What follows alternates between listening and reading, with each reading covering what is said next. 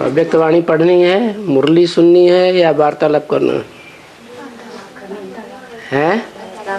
वार्तालाप करना है। अव्यक्तवाणी आधी रहेगी वो नहीं सुनना है। अच्छा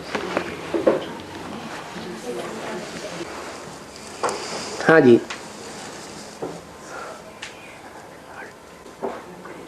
ट्रांसलेटर कौन है सामने बैठे आके? है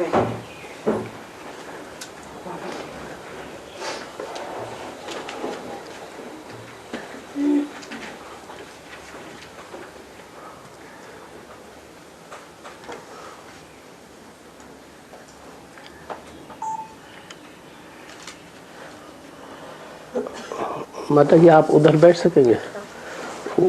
यहाँ पर मुझे सुनाई कम पड़ता है। और ट्रांसलेटर को बैठाएंगे?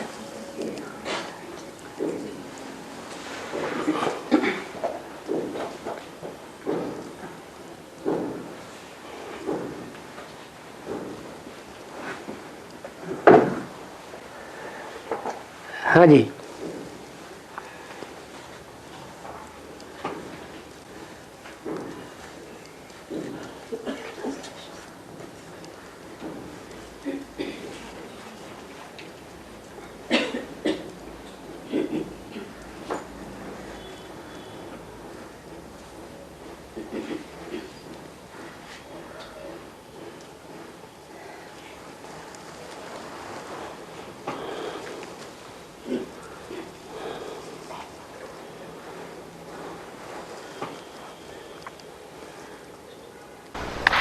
You can ask your questions.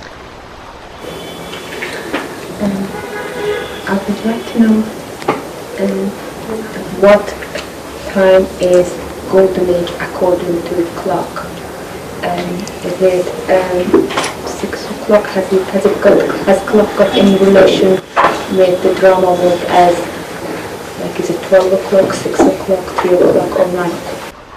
माता जी का प्रश्न है कि जैसे घड़ी में 12, 3, 6 और 9 ऐसे काटमाना अलग अलग अंक है ना, तो इसी तरह मैंने जो सृष्टि चक्र है उसमें 4 युग हैं, तो घड़ी का और सृष्टि चक्र के 4 युगों का कोई आपस में कनेक्शन है?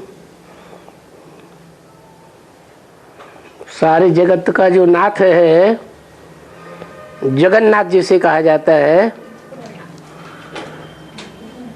वो हीरो पार्टधारी है और वो चारों युगों में पार्ट बजाता है। इसलिए आज भी भक्ति मार्ग में जगन्नाथ में जब हंडा पकाया जाता है, चावलों का हंडा कहो, युग की खुराक का हंडा कहो, तो 4 भागों में बट जाता है। क्योंकि एक जगन्नाथ की आत्मा ऐसी है जो चारों युगों में पूरा चक्कर काटती है।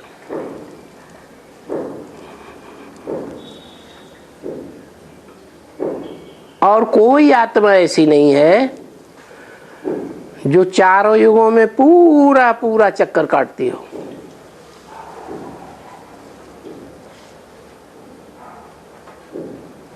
इसलिए जो ब्रॉड ड्रामा है 5000 वर्ष का, बहु ऐसे ही घूमता है जैसे घड़ी की सुइयां घूमती हैं चारों युगों में।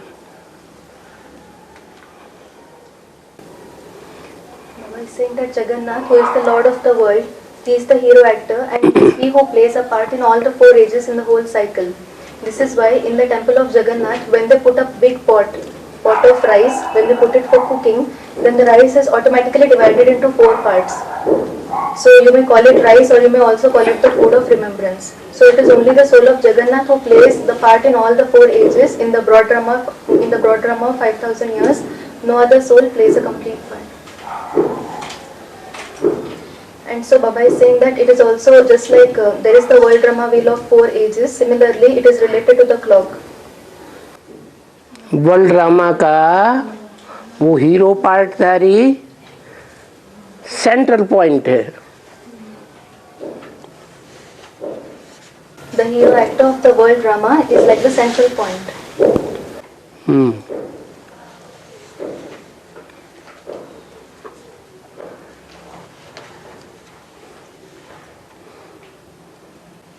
क्या कहना चाहते हैं? वो Are you clear कागज with the दिखा रहे हैं। You still not clear? उनको अभी भी क्लियर नहीं हुआ आंसर। क्या तो क्रॉस क्वेश्चन करो। मैंने इनका प्रश्न ऐसा था कि जैसे जो घड़ी है उस घड़ी का सृष्टि चक्र से कुछ रिलेशन है क्या? हाँ जी, समय चक्र कहा जाता है, काल चक्र कहा जाता है। काल चक्र का हेड है महाकाल, उसको कहते हैं कालों का काल महाकाल। उस महाकाल में सारी दुनिया बंधी हुई है। 5000 साल का सारा चक्र बंधा हुआ है। Baba is saying that it is called like the wheel. It is called the wheel of time, Kal Chakra, and the one who controls the wheel of time is Mahakal. Mahakal is a title of Shankar. So it is he. It is in the bondage of Mahakal that the whole world is. The whole world is bound by Mahakal. Is it clear? भक्ति मार्ग में गाते हैं, चारों युगों पर ताप तुम्हारा है, प्रसिद्ध जगत उजियारा। चारों युगों में तुम्हारा प्रताप है। सारे जगत में चारों युगों में तुम जाकर के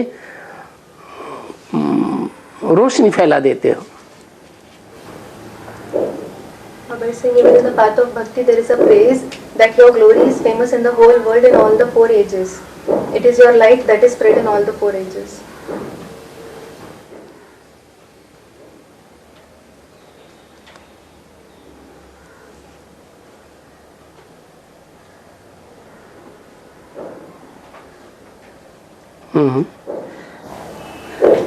Clear? Do you want to ask whether like what is the time like for the golden age? How much like from is it from 12 o'clock to 3 o'clock? This way. इनका प्रश्न ऐसा है कि जैसे घड़ी में 12 बजे से 3 बजे तक सतयुग, फिर 3 से 6 तक त्रेता, इस तरह कुछ हिसाब है क्या? हाँ, जो 24 घंटे का क्लॉक घड़ी है, 24 घंटे का समय है, वो 4 भागों में बांटा जाता है। सतो प्रधान, सात्विक, सवेरे 1 बजे से लेकर के 1 बजे से लेकर के दोपहर के 12 बजे तक। 12 बजे के बाद फिर त्रेता युग, 12 से लेकर के और शाम को 6 बजे तक। 6 बजे से नुमा शाम मुसलमानों का शुरू होता है। नुमाए शाम, हिंदुस्तान में कहो आसाम, क्या आ गई? शाम आ गई। जैसे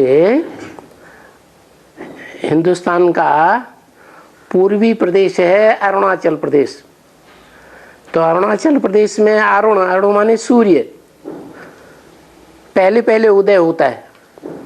जैसे पहले पहले उदय होता है वैसे ही जब शाम आती है तो आसाम में पहले पहले अस्त हो जाता है, और पश्चिम में जाकर के पश्चिमी सभ्यता में उदय हो जाता है। तो आसाम, शाम को 6 बजे शाम आ गई। उसके बाद 6 बजे से लेके रात्रि के 12 बजे तक यह है रजो प्रधान युग। रज ये पृथ्वीवासियों के लिए, पृथ्वी पर ये रजह प्रधान युग आता है, जहां पृथ्वी पर रहने वाली सारी स्त्रियां रजस्वला होने लगती है। मनुष्यों में जो क्षण होने वाली शक्ति है शरीर की, वो स्त्री पुरुष में 2 प्रकार की है। एक है रज और दूसरा है वीर्य। तो स्त्रियों से संबंधित वो रज शक्ति जो है, जो पुरुषों को भी आकर्षण करने वाली है वाइब्रेशन के आधार पर, वो रजस युग शुरू हो जाता है। और वो 2 हिस्सों में बटा हुआ है। शाम को 6 बजे से लेकर के रात्रि के 8 साढ़े 8 तक रजस प्रदान बहुत रहता है। 9 बजे तक भी रहता है। पश्चिमी सभ्यता में, पश्चिमी देशों में 9, 10, 1, 12, 1 बजे तक भी रहता है। भारत में 9, 10 बजे समाप्त। 12 बजे जाकर के तमो प्रधानता की टाइम आ जाता है। एकदम घोर अज्ञान की, अंधकार की रात्रि। शूटिंग पीरियड में भी ऐसे ही होता है। अभी इस समय के हिसाब से घोर अज्ञान की, अंधकार की रात्रि चल रही है। जो विदेशियों से प्रभावित हुए भारतवासी हैं, वो भी घोर अज्ञान की, अंधकार की निद्रा में सो रहे हैं। भौतिकवाद से प्रभावित हो गए, आध्यात्मवाद को भूल गए।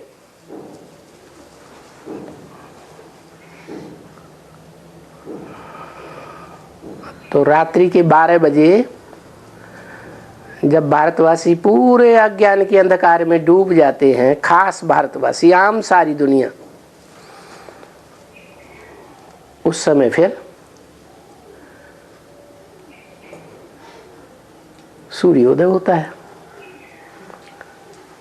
और ज्ञान सूर्य भगवान जब उदय होता है तो पहले पहले कौन जागते हैं? भारतवासी जागते हैं या विदेशी जागते हैं? विदेशी जागते हैं। जैसे कि सूर्य अस्त होकर के विदेश में जाके उदय हो गया। इसीलिए जो अष्टदेव हैं, जो असल सूर्यवंशी माने जाते हैं, वो भारत का जो विदेश है, दक्षिण भारत, वहाँ उनकी पूजा होती है, वहाँ उनके मंदिर भी बनते हैं। उत्तर भारत में न उनकी पूजा होती है, न मंदिर बनते हैं। सिर्फ नवग्रह के साथ मेल करके उनका पूजन होता है, बस। इतनी यादगार है। हाँ जी। Baba said, like you asked for the clock.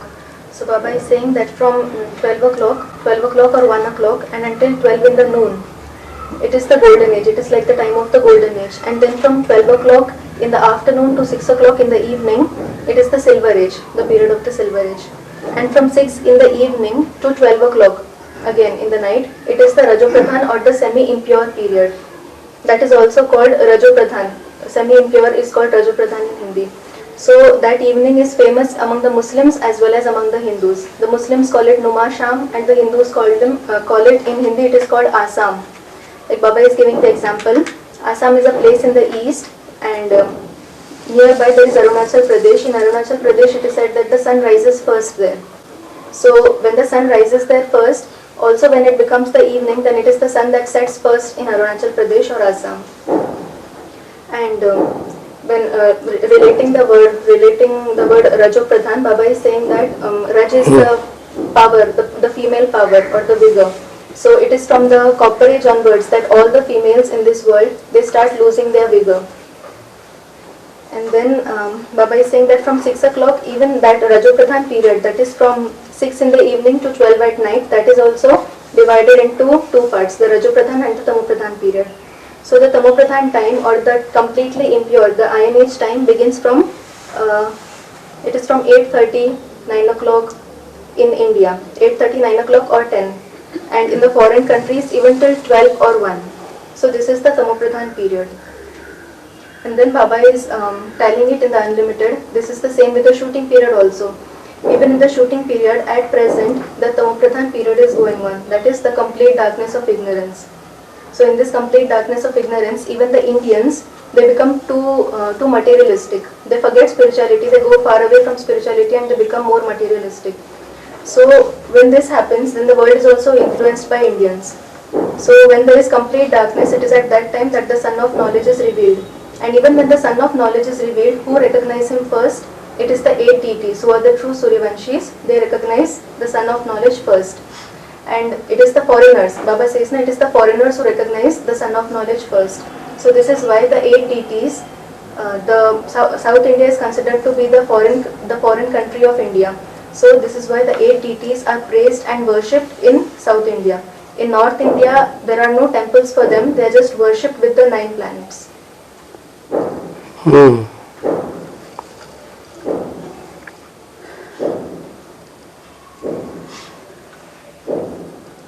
Is it clear now? बाबा आज मुरली में आया था जो उसका ऊपर थोड़ा इतने जोर से बोलिए, पीछे भाई लोग ये सुन। बाबा आज मुरली में आया था, धरती जिसका होती है उससे नए साल शुरू हो जाते हैं, उसके लिए नई साल शुरू हो जाती है। नया साल शुरू होता है माघ मास में। हाँ जी, हाँ। उसका मतलब क्या है? इसलिए क्योंकि उस समय आखिरी महीना होता है, 1 महीना कम रह जाता है। माना सूर्य उदय होने से पहले थोड़ा पहले महाशिवरात्रि मनाई जाती है। जैसे सन 36 में बाप का प्रत्यक्षता वर्ष मनाया गया, लेकिन वो तो एक प्रकार से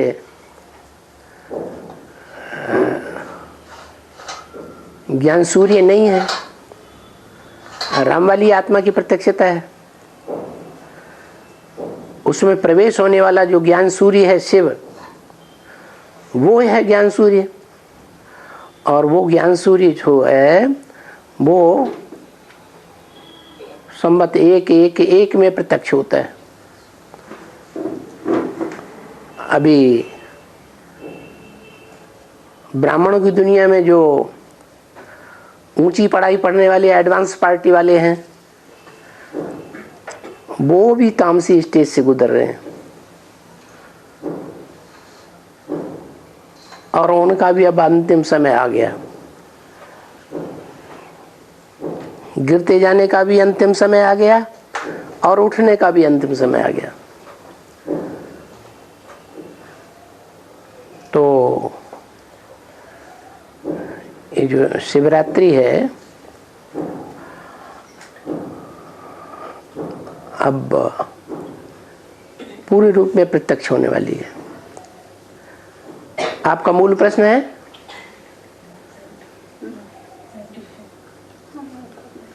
हाँ, नहीं, अभी पूरी बात नहीं हुई। मूल प्रश्न आपका है क्या है?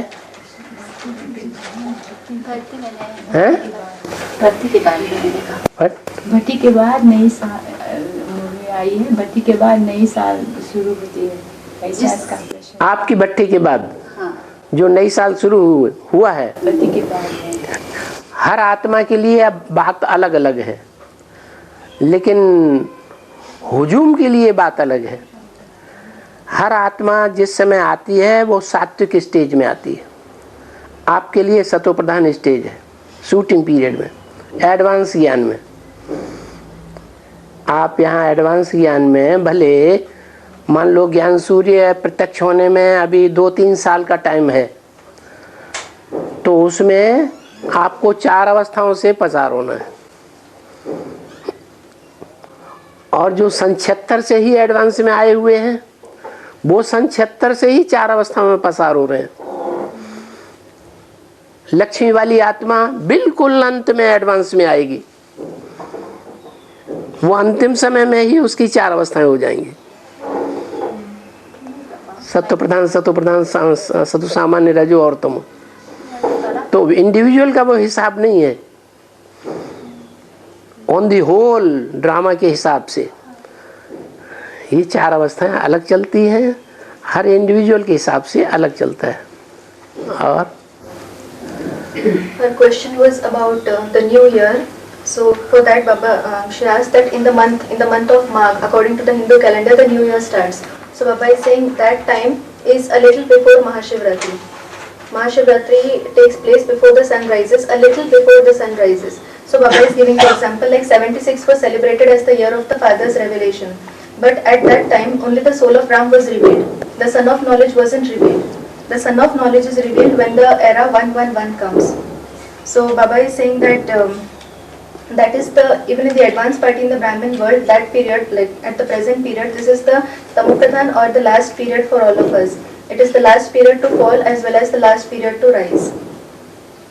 And then Mataji asked about the individual, what is the individual calculation for every soul who comes in knowledge? Like if a person comes Advanced knowledge. in the advanced knowledge, is it then that the new year starts for him? So Baba is saying that when you come in the advanced party, as soon as you come in the advanced knowledge, that is the Satopradhan period for you. And then you have to pass through 4 stages in that time. Suppose if you come in knowledge now, then there are just 2 or 3 years left for the sun to be revealed. So in those 2 or 3 years, that particular soul has to pass through all the 4 stages. There are some souls who have come in the knowledge, in the advanced knowledge, since the year 1976. So from the year 1976 and until the sun is revealed, they have to pass through the 4 stages. When Baba gave the example of Lakshmi, Lakshmi comes at the very end. Even at that time, there will be very little time. So even in that little time, she has to pass through the 4 stages. So Baba is saying that the general shooting period is different and the shooting period for individual souls, that is different. खास करके advance ज्ञान के लिए ये बातें 4 अवस्थाओं के लिए बताई। This calculation of the 4 stages was especially mentioned for the advanced knowledge. Baba, could I ask, is the shooting start after party? Shooting भट्टी के बाद शुरू होती है क्या? जो शूटिंग शुरू होती है हर आत्मा की, वो भट्टी के बाद शुरू होती है। बच्चा पैदा होता है, बच्चे 9 महीने के लिए गर्भ में आता है, गर्भ में आने के बाद उसका काम शुरू होता है। ज्ञान गर्भ में आया ना, ये भी ज्ञान गर्भ है, तो ज्ञान गर्भ में जो आत्माएं आई उनका नया पार्ट, नए जीवन का शुरू हो गया। Baba is saying yes, like you enter the womb of knowledge. So when the soul enters the womb, it is then that it starts working. So your part also starts when you enter the womb of knowledge. बाप के घर में आत्मा जब तक आई ही नहीं है, उस आत्मा के वाइब्रेशन के अनुसार उसका शरीर ही तैयार नहीं हुआ है, तो ये कैसे कहेंगे कि वो आत्मा बाप का बच्चा बन गई। वहाँ भी 9 महीना होता है, 9 महीने में बच्चा तैयार होता है, पैदा होता है। यहाँ भी 9 दिन है, 1 दिन आना, 1 दिन जाना और 7 दिन बीच में। तो 9 महीने का ये ज्ञान गर्भ नुदा हुआ है, उसके बाद बच्चे की पैदाइश है। Baba is saying that in the outside world, the child is in the womb for 9 months. Here, the 9 months are calculated as 9 days. 1 day to come, 1 day to go, and there are 7 days in between. So here also, those 9 months are equivalent to the 9 days over here. The 9 days in the womb of knowledge. मेरा 12 भर्ती हुआ है। मैं पहले भी भर्ती कर रही हूँ, किसी कमजोरी से वजह से मैं नौकरी करती थी। तो दादाजी यहाँ 1 साल नहीं आया, तो मैंने दोबारा भर्ती किया है। मैं पहले से क्या किया,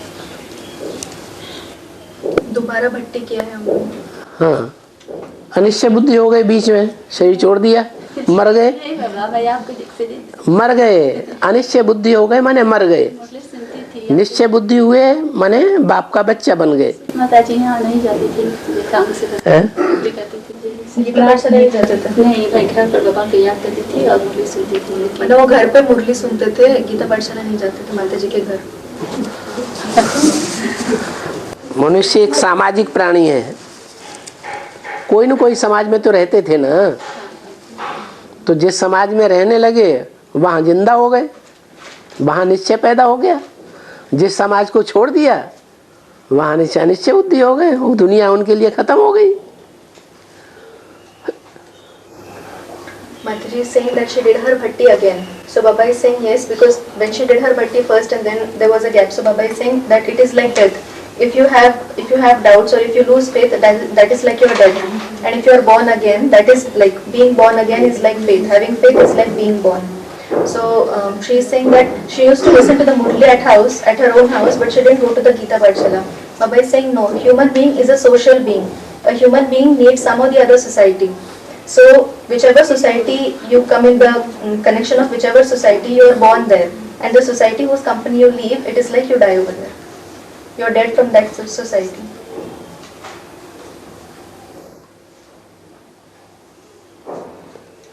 हाँ जी। Baba, human being is a social being, but like in America, we don't gather together, we gather with internet. So उनका प्रश्न है कि जैसे अभी बाबा ने कहा ना कि मनुष्य सामाजिक प्राणी है, तो वहाँ यूएसए में जो है वो संगठित रूप में मना इस तरह नहीं मिल पाते, इंटरनेट के थ्रू मिलते हैं। तो भट्टी तो नहीं की अभी बच्चे तो नहीं बने हैं। उन्होंने तो कर ली ना है? इन्होंने तो भट्टी की है। हाँ, जिन्होंने भट्टी कर ली है वो अगर स्काइप से भी नहीं मिलते हैं तो ये उनकी गलती है।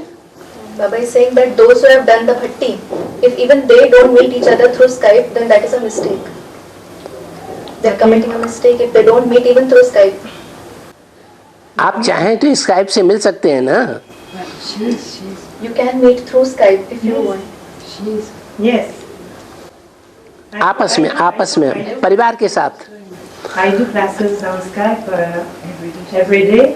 मना वो तो Skype पर करते हैं रोज। हाँ, और जो नहीं करते हैं उन्हें समाज की चिंता ही नहीं, वो कोई दूसरे समाज में जिंदा रह रहे हैं। Baba is saying those who do, like it is okay in your case, but those who don't do the class even on Skype, it is like they have died in this society. They don't care for this society. They are living in some other society. Is your question about being in the gathering, physically being in the gathering? बाबा उनका प्रश्न है कि मना हम जैसे वो तो internet से मिलते हैं ना, इंटरनेट से एक दूसरे से संपर्क में आते हैं, ऐसे आमने सामने तो नहीं आ पाते हैं। क्यों आमने सामने दृष्टि बाबा की नहीं मिलती है? Because Baba says that human being is a social being. I don't feel it's very social when you meet through internet. Yes. मतलब उनका कहना है, बाबा ने भी कहा ना मनुष्य सामाजिक प्राणी है, लेकिन उनको उस समाज की अनुभूति नहीं होती सिर्फ इंटरनेट से। क्यों नहीं होनी चाहिए अनुभूति? ये हमारे ब्राह्मण परिवार के बच्चे हैं, शिव बाबा के बच्चे हैं, इनसे हम मिलते हैं, जुलते हैं, बातचीत करते हैं। स्काइप में एक दूसरे से बातचीत नहीं कर सकते, मिलना जुलना नहीं कर सकते। फिर अगर नहीं कर सकते हैं तो कहेंगे छोटे बच्चे हैं।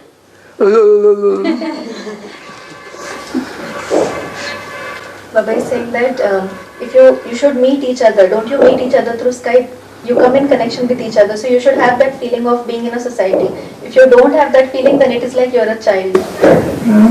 Okay. Baba, are you saying we should see each other's pictures, photos? I mean, the film in Skype?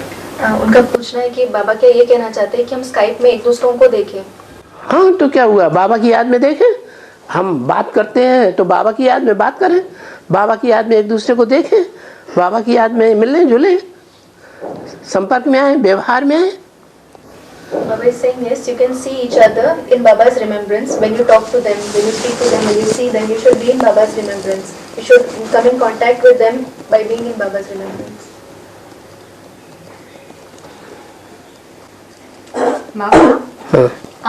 जो 1976 में जैसे विदेशी आत्माओं द्वारा बाबा की प्रत्यक्षता होती है, तो ब्रॉड ड्रामा में उसका कैसे होता है? जैसे त्रेता में उसको त्रेता की शूटिंग होती है ना, तो त्रेता में कैसे वो होता है वो आत्माओं द्वारा?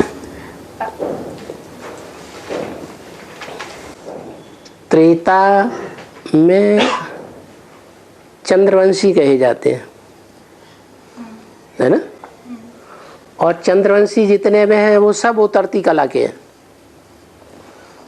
है ना। और चंद्रवंश की शुरुआत ऐसे नहीं कि त्रेता युग से ही होती है 8-9 जन्म के बाद।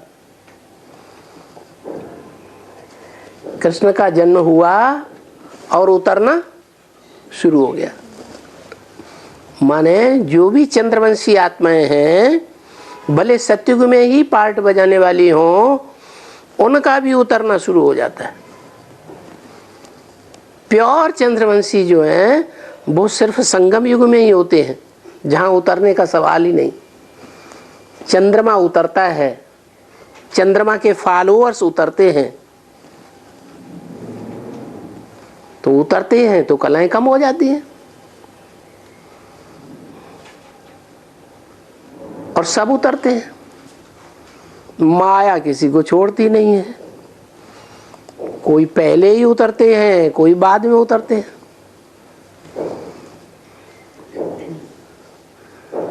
और लेकिन बाबा वो प्रत्यक्षता के कैसे कनेक्ट होगा? भगवान की जैसे प्रत्यक्षता हुई तो उसका कैसे कनेक्शन करेंगे? दौड़ ड्रामा में प्रत्यक्षता पर्व मनाते हैं। त्रेता युग में छत्र छाया दिखाई जाती है, छत्र के नीचे बैठा हुआ राजा दिखाया जाता है। और सतयुग में कोई छत्र छाया नहीं है।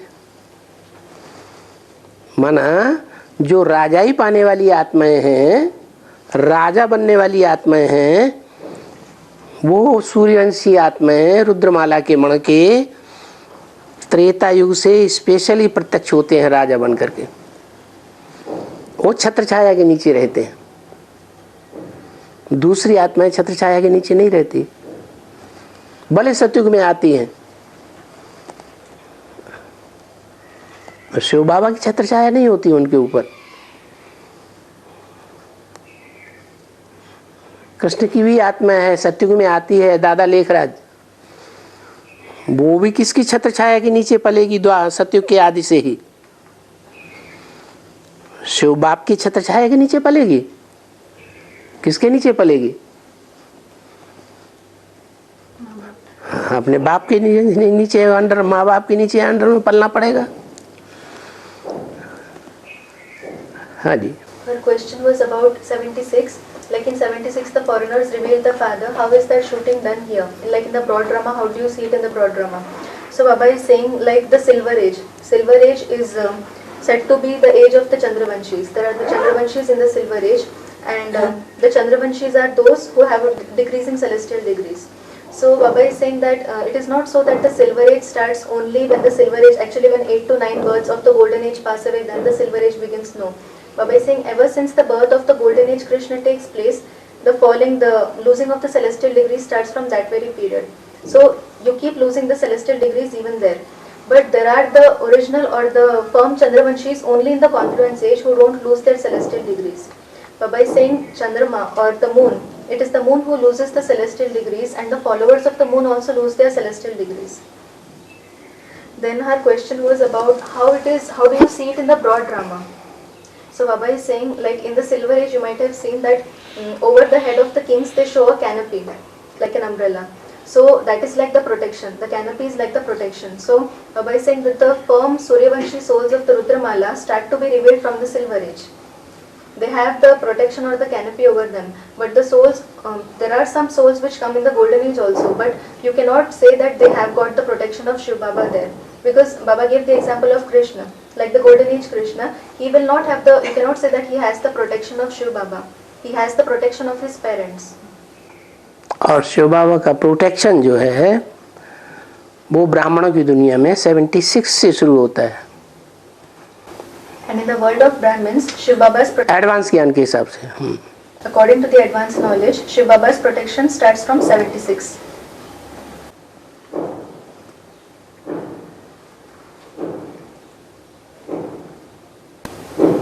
बाबा जैसे बाबा कहते हैं 2001 से 2000 से 2014 तक जैसे वनवास का पीरियड है। राम का वनवास जैसे कहते हैं, राम को वनवास के लिए भेजा, तो वो समझ में नहीं आया बाबा कि क्यों 2001 से 14 क्यों 14 वो समझ वो नहीं समझ में। जैसा हुआ है वैसा ही तो उन्होंने शास्त्रों में लिखा है। जो हुआ नहीं है वो शास्त्रों में क्यों लिखा जाएगा? जो प्रैक्टिकल में संभव हुआ है वो ही तो लिखा जाएगा शास्त्रों में। तो शास्त्रों में कोई गलत तो नहीं लिखा गया? 14 तक है तो 14 तक है।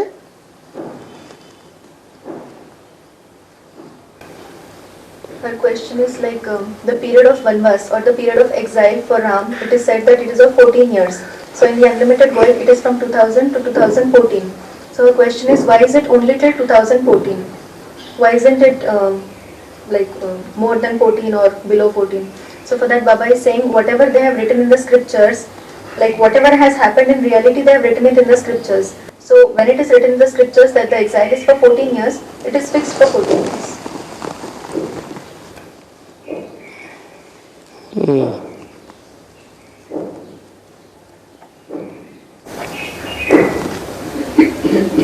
Baba, could we say golden age is male, silver age is female, copper age is male, and iron age is female?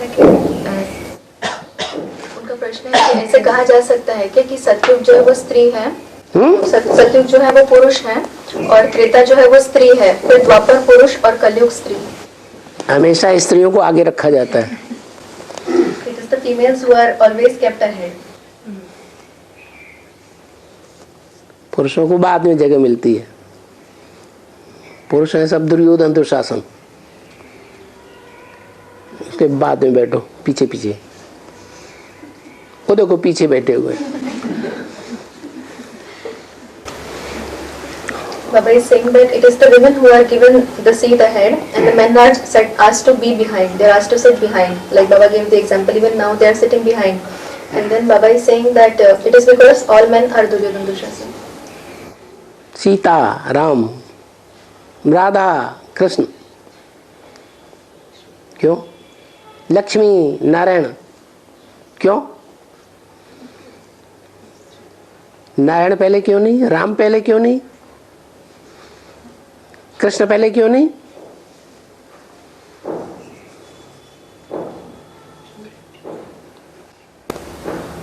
Shiv और पार्वती में शिव और पार्वती में शिव को आगे रखा गया है। हाँ, शंकर को आगे रखा गया है, पार्वती को बाद में रखा गया। ऐसा क्यों? ऐसा इसलिए कि वो भगवान का रूप है। देवताएं नीचे होते हैं और भगवान सबसे ऊंचा होता है, इसलिए वहां उल्टा हो जाता है। भगवान से ऊपर कोई नहीं हो सकता और भगवान को पुरुष रूप में दिखाया जाता है, भगवान को स्त्री रूप में नहीं दिखाया जाता। इसलिए शंकर पहले, पार्वती बाद में, शिव पहले, पार्वती बाद में। Baba is saying it is said Sita, Ram, Radha, Krishna, Lakshmi, Narayan. It means the female. The name of the female deity is taken first. Ram, Krishna or Narayan. They are not placed ahead. So Baba is saying then the Mataji asked, why is it the other way around when you say Shankar Parvati or Shiv Parvati? There Shiv comes first. Baba is saying that is because Shiv or Shankar is the form of God. There is no one superior to God. The deities are still inferior, but God is the highest. There is no one who is higher than Him. This is why it becomes the other way around when you say Shankar Parvati. वो भगवान भगवती का रूप है। भगवान आकर के भगवान भगवती बनाते हैं। भगवान भगवती का टाइटल जो है वो सतयुग त्रेता का टाइटल नहीं है, संगम युग का टाइटल है। Baba is saying that they are called Shankar and Parvati are called God and Goddess, Bhagwan Bhagwati. Baba is saying when God comes, He creates God and Goddesses. So this saying of God and Goddess is not of the golden age; it is of the confluence age. In the confluence age, they are God and Goddess. And secondly, Baba said that when God comes, He comes in a male form. He doesn't come in a female form. This is why Shankar's name is placed ahead.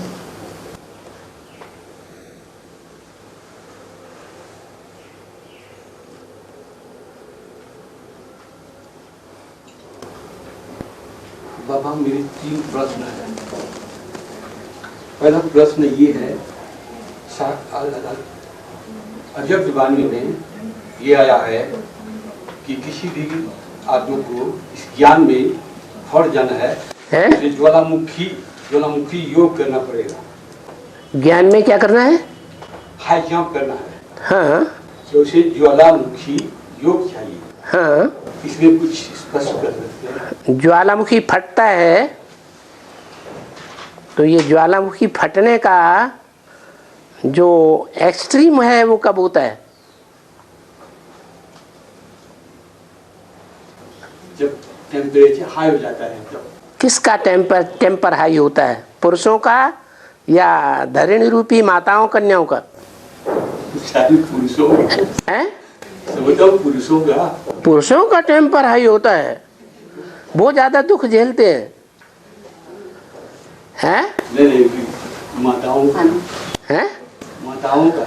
हाँ, कन्याएं माताएं इस दुनिया में ज्यादा दुखी होती हैं, उनको ज्यादा दबाया जाता है। जो चीज ज्यादा दबाई जाती है वो विस्फोट भी जोर जोर से करती है। तो जब अति हो जाती है दुर्योधन दुशासनों द्वारा दुख देने की, तब अंत में धरणी रूपी कन्याएं माताएं विस्फोट करती हैं। और वो विस्फोट जब करती हैं दुनिया में, जोर से जब विनाश होता है, वो भगवान के आने का टाइम है, प्रत्यक्ष रूप में। ऐसे नहीं कि भगवान प्रत्यक्ष रूप में सन 36 में आया।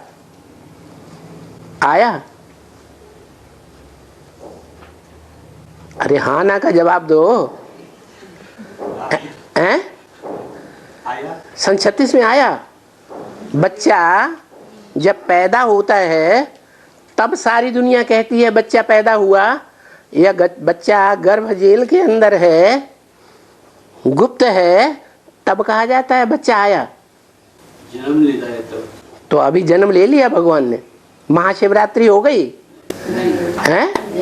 ये तो झूठी महाशिवरात्रि मनाते रहते हैं, भक्ति मार्ग वालों की देखा दूनी मनाते रहते हैं।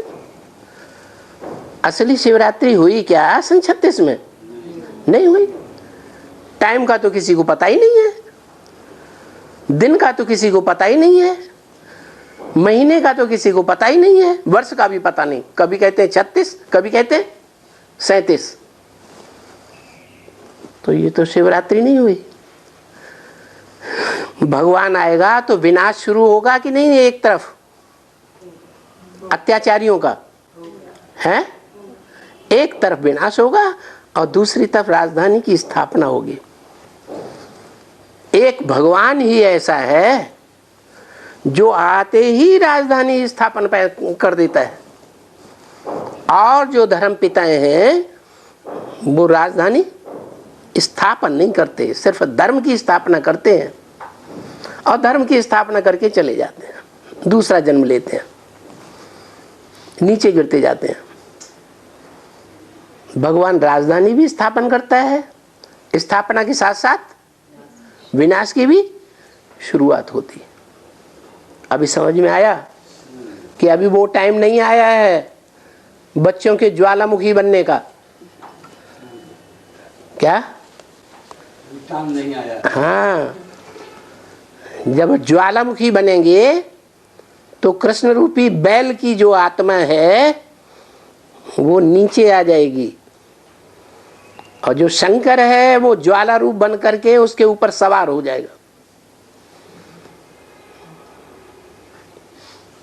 अपने पुरुषार्थ से सवार नहीं हो सकता, वो शिव ही प्रैक्टिकल में जब प्रवेश करेगा। क्या?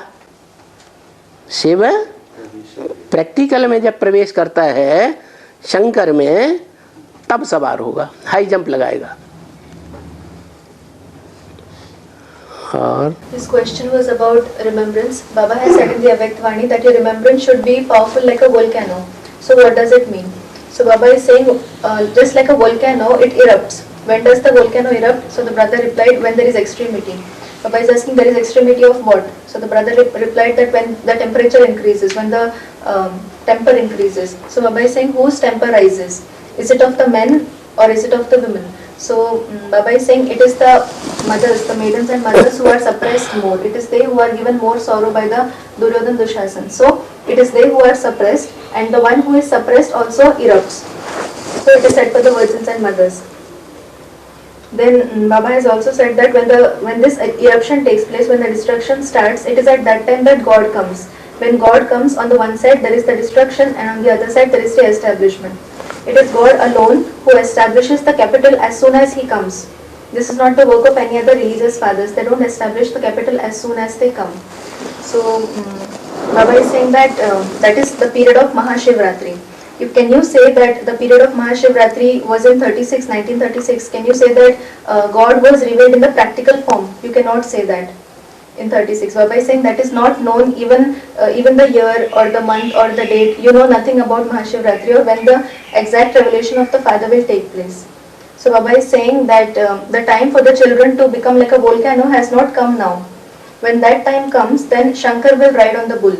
At present, it is not that case. When the time for the Father to get revealed comes, then Shankar will ride on the bull, and that too, he won't ride on the bull through his own Purusharth. That is possible only when Shiv enters him. दूसरा प्रश्न ये है, मैंने सुना है पृथ्वी जो है ये 3 डायमेंशन पर चक्र लगाते हैं। जो पृथ्वी है 3 डायमेंशन पर चक्र लगाते हैं, मतलब कि रात दिन अपने आप पर जब घूमते हैं तो रात और दिन होता है। दूसरा वो अपना एक्सिस मतलब कि वो परिक्रमा करता है तो 355 या 366 डेज हो जाता है। तीसरा है कि वो पलटता है, पलटता है मतलब कि तब होता है सतयुग त्रेता दिन, फिर से इधर आता है तो रात हो जाते हैं। क्या जब पलटता है ये आधा पर आता है तो सतयुग त्रेता रहता है 2500 ईयर्स। हाँ जी। फिर इधर जब आता है रावण राज्य में झुकता है, अक्षांश पर झुकता है तो बदल जाता है, बदल जाता है। हाँ जी। वो रावण न जाता है। ये चक्र मतलब कि 500 का बताया गया है। हाँ। जो चक्र चलता है के वो स्पष्ट है। ठीक है, इसमें क्या कंफर्म है? एक बात, आप तो लंबी रामायण है ना, एक बात क्लियर करो। पहली धरती अपने आप पे घूमता है, ये जो सबको मालूम है। पृथ्वी झुकी हुई है। हाँ। जो पृथ्वी झुकी हुई है, झुकी हुई होने का क्या मतलब है और सीधी होने का क्या मतलब है? झुकी हुई का मतलब है जब द्वापर शुरू होता है तो द्वैतवाद शुरू होने पर कन्याएं माताएं झुकाई जाती हैं। जब अद्वैतवाद होता है, एक की मान्यता, आत्मा की मान्यता, तब पृथ्वी के झुकने की बात नहीं। जन्म भी ऐसे ही होते हैं, एक जन्म स्त्री का, एक जन्म पुरुष का, वहां समान चलता है। सतयुग त्रेता में, द्वापर कलयुग से असमानता आ जाती है हर तरह की, राज्य की असमानता, धर्म की असमानता, कुल की असमानता, भाषा की असमानता, हर प्रकार की असमानता शुरू होती है।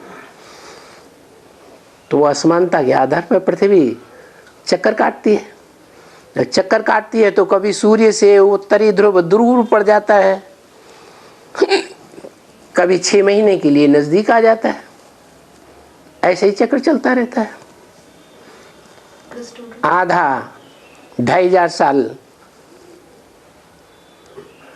स्वर्ग दिन, आधा रात। दुनिया में भी ऐसे ही चलता है। और The student is asking about the earth, that the earth is tilted, it is not straight. So Baba is saying what is meant by tilted and what is meant by straight. When the copper age starts, it is at that time that the earth tilts. And what is the earth? The earth are the maidens and mothers. They are suppressed when the copper age starts. This wasn't the case when it was like from the copper age onwards duality begins. So this happens, the virgins and mothers are suppressed when duality starts. This wasn't the case when the world was undual, non-dual in the golden and silver ages. Baba is saying that all kinds of unevenness start from the copper age onwards. In the golden age and the silver age, there is one male birth and one female birth, then one male and one female. So there is evenness when you have births. But from the copper age onwards, the unevenness starts. It is not necessary that you will have one birth as a male and one birth as a female. It can become. Baba is saying there is uneven with respect to everything. Uneven with kingdom, language, religion, family, there is unevenness in everything. So Baba is saying that this keeps on continuing. When the earth tilts, then the north pole, it becomes closer to the sun and the south pole goes far, and after 6 months it is the other way around. So this is a cycle of 2500 years. 2500 years, 2500 years में. तीसरा प्रश्न ये है, सभी आत्माओं का गर्भपिंड 4 महीने में तैयार हो जाता है, ये तो ठीक है. गर्भ नहीं तैयार हो जाता है. माँ के पेट में उनका जो स्थूल स्ट्रक्चर है शरीर का, वो तैयार हो जाता है. मतलब कि प्रवेश किया आत्मा ने. हाँ जी, प्रवेश बाद में करेगी. स्ट्रक्चर जब संपूर्ण हो जाता है, परिपूर्ण होने के बाद, शारीरिक स्ट्रक्चर परिपूर्ण होने के बाद फिर आत्मा प्रवेश करती है. हाँ, 8-9 महीना तो वो गर्भ जेल में रहता है, लेकिन क्या होता है, कभी कभी वो मुर्दा हो जाता है. जन्म लेने से पहले वो मतलब कि मर गया. फिर इसका राज क्या है? इसका राज ये है, जैसे माता है, गर्भ धारण किया और उसने कुछ उल्टा पलटा जहरीली चीज खा ली, तो सबसे पहले प्रभाव किसके ऊपर पड़ेगा? बच्चे के ऊपर पड़ेगा. वो ज्यादा कोमल है या माता ज्यादा कोमल है? बच्चा ज्यादा कोमल है, उसके ऊपर असर पड़ता है और वो खत्म, बाहर आ जाता है मुर्दा. ऐसे ही है. और स्टूडेंट आस्क्ड लाइक ट्रांसलेशन होने दो. The fetus gets ready when it, like after 4 months the fetus gets ready. Baba is saying no, the structure becomes ready for 4 months, and once the bodily structure is complete, then the soul enters the womb. So the student is asking, but sometimes it happens that the child is born dead, it dies in the womb itself. So what does that mean? Baba is saying, like for example, there is a mother, when she conceives, and if she eats something wrong or if she eats something poisonous, then who is affected first? Who is affected first? Is it the child or the mother? The child, because the child is more delicate. So this is why when the birth takes place, the child is born dead. उनका प्रश्न repeat कर दिया था. हाँ. अगला प्रश्न पर ये है, सतयुग में हम शरीर छोड़ते हैं तो कहाँ जाके छोड़ते हैं शरीर? ऐसे तो कोई तो नहीं ले जाएगा उसको जलाने के लिए, या यही यहाँ कुछ जानना चाहता है. सागर तो है सतयुग में, सागर और दूसरे देशों में तो है नहीं. वो तो इंडिया के आसपास ही है, इंडिया न कहें भारत के आसपास. तो समंदर की लहरें आती हैं, उठा ले जाती हैं. वो अंत समय में बीच में ऑटोमेटिक चला जाता है और वहां शरीर छोड़ देता है. समंदर आता है, ले जाता है. और student is asking, like when we leave our body in the golden age, then what happens to the body? What happens to the body? Because no one cremates corpses over there. So how is it, like how are the bodies cremated? So Baba is saying there is the sea, there is the ocean all around. There is just India, there isn't the ocean in any other country.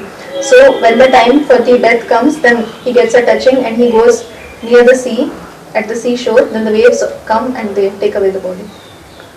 बाबा, तो लहरों में उन लाशों का क्या होता होगा? अरे वो पिघल कर मिल जाते होंगे पांचों तत्वों में. पानी के अंदर, सामान्य पानी के अंदर मुर्दा डाल दो तो क्या होगा? समंदर की लहरें बार बार थपेड़े मारेंगी तो क्या हाल होगा?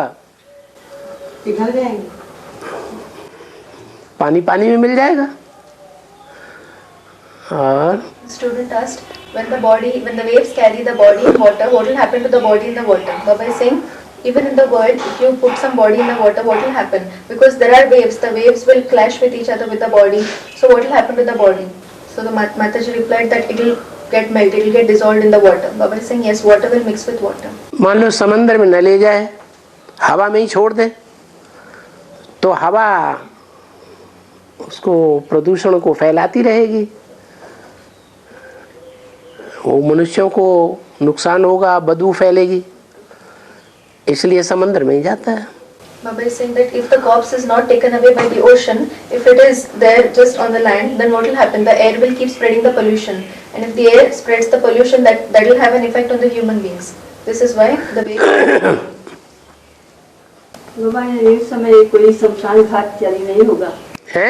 सतयुग में ये तो आर्टिफिशियल है, मनुष्यों के द्वारा बनाया हुआ। वहाँ आर्टिफिशियल ऐसा कुछ नहीं होता। She's asking, won't there be any cremation grounds in the golden age? Baba is saying that is the artificial thing which is made by human beings. There is nothing artificial in the golden age.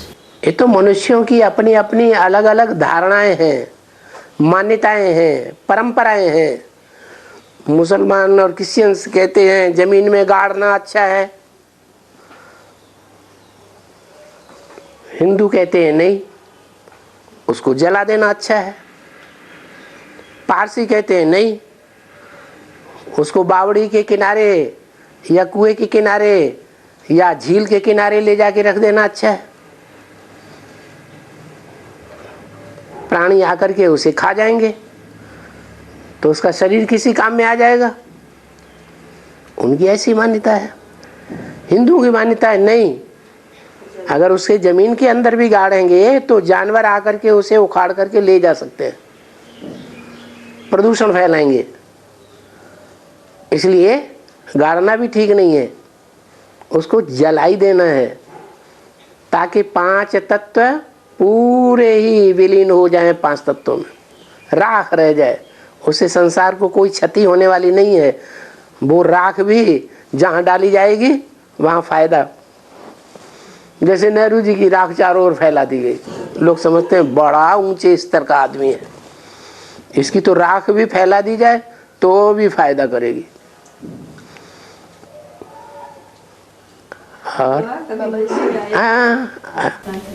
Baba is saying that the way you cremate corpses, that is just like all kinds of people, all religions have got their various beliefs, they have got their various traditions.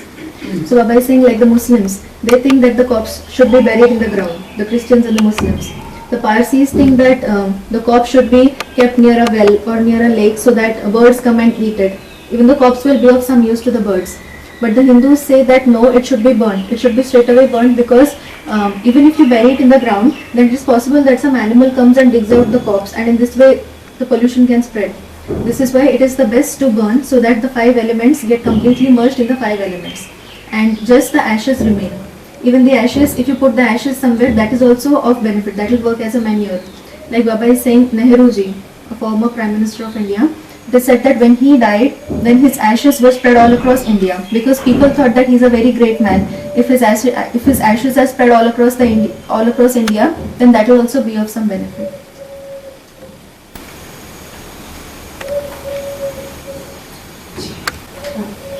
बाबा मूर्ति में आया है कि जब विनाश का समय होगा ना, तो सभी बच्चों को बाबा अपने पलकों को बिठा के रंगधाम ले जाएंगे।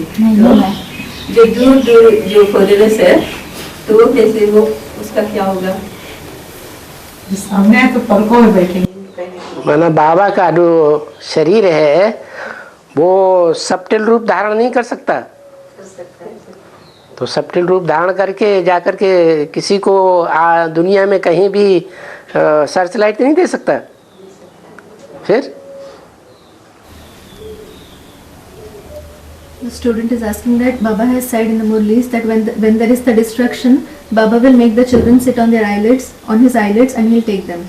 So how is this possible for the foreigners? Baba is saying, can't Baba take on a subtle form? He can take a subtle form and give searchlight to the souls who are far away.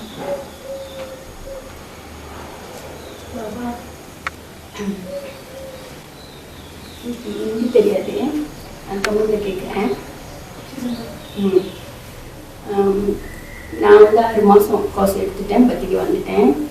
என் பேரன் இருக்கு 18 வயசு ஈஸ்வரன், அவனுக்கு வந்து நான் course கொடுக்கும்போது பாபாவோட அறிமுகம் கொடுக்கும்போது அவன் 3 கேள்வி கேட்டான். ஆனால் எனக்கு பாவ கணக்கு, கர்ம கணக்கு, ட்ராமா, மருத்துவ எல்லாம் எனக்கு புரியுது. அவனுக்கு கொடுக்கும்போது அவன் 3 கேள்வி கேட்டான். அதை வந்து நான் பாபாட்ட கேட்குறேன். माता जी का प्रश्न है बाबा। माता जी का जो पोता है वो कोई प्रश्न है? माता जी का पोता का प्रश्न है। हाँ। माता जी ज्ञान में आने के बाद अभ्यास में आने का स्थिर हो गया है, उसके बाद उसका पोता का ये ज्ञान दिया है, तब एक पोता ने 3 प्रश्न पूछा है, वो प्रश्न का जवाब है। 3 प्रश्न का जवाब है? 3 प्रश्न पूछे हैं। हाँ जी। எந்த தப்பு செஞ்சாலும் உடனே தண்டனை கொடுத்துட்டா யாருமே ரெண்டாவது தப்பு செய்ய மாட்டாங்க. ஏன் வந்து உடனுக்குடனே தண்டனை கிடைக்காம மறுபிறவியில கர்ம கணக்கு பாவ கணக்கு இது தொடர்ந்துகிட்டே போகுது? ஏன் உடனுக்குடனே தண்டனை கிடைக்கல? पहले प्रश्न है बाबा, कुछ भी हम पाप करेंगे तो बाबा साथ साथ सजा दे देंगे तो कोई भी पाप नहीं करेंगे ना, क्यों अगला जन्म में सजा मिलता है? क्यों कर्म और पाप का हिसाब किताब इकट्ठा हो जाता है? साथ साथ देने से अच्छा हो जाता है। हम कर्म की थ्योरी को नहीं जानते हैं, इसलिए ऐसा प्रश्न कर रहे हैं। कर्मों की थ्योरी ये है, जो कर्म जितना स्लो गति से किया जाता है उसका फल उतने ही लंबे टाइम के बाद मिलता है, और जो कर्म बड़ी तीव्र गति से किया जाता है उसका जो प्रतिफल है वो बहुत जल्दी मिल जाता है। तो कोई कर्म ऐसे हैं जिनका उसी जन्म में फल मिल जाता है। जैसे कोई आदमी बहुत हत्याएं करता है, डकैती डालता है, तो उसी जन्म में पकड़ा जाता है और उसको उसी जन्म में फांसी भी दे दी जाती है। फिर भी कभी मनुष्यों के द्वारा किए हुए फैसले से उसका प्रतिकार पूरा नहीं होता है तो फिर अगले जन्म में ऐड कर दिया जाता है। The student's question was that why is it so that when we perform bad actions, we should be punished at the same time? Why is it so that we are punished in the next birth? Because if we receive punishments at the same time as soon as we perform some wrong deed, then we won't perform it for the next time. So why is it so that the bad deeds they bring results in the next birth? Baba is saying such question, it is those people who don't know the theory of actions who ask this question. The actual theory of actions is such that the action which you perform at a fast pace bears fruit very soon. Immediately you'll get the fruits for it. And the slower the pace is of performing actions, the fruits for those actions you receive it later on. You can also receive it in the next birth. Like Baba gave an example. There is a person who is a murderer. He has murdered many people, or he has stolen many things. He has done a lot of robbery. So when it becomes extreme, then he gets the result in the same birth. Like he is caught and he is hanged to death. So Baba is saying the actions which are performed at a fast pace bring results in the same birth. And if at all the judgment made by the human beings is not proper, if it is not sufficient enough, then he may also receive the punishments in the next birth.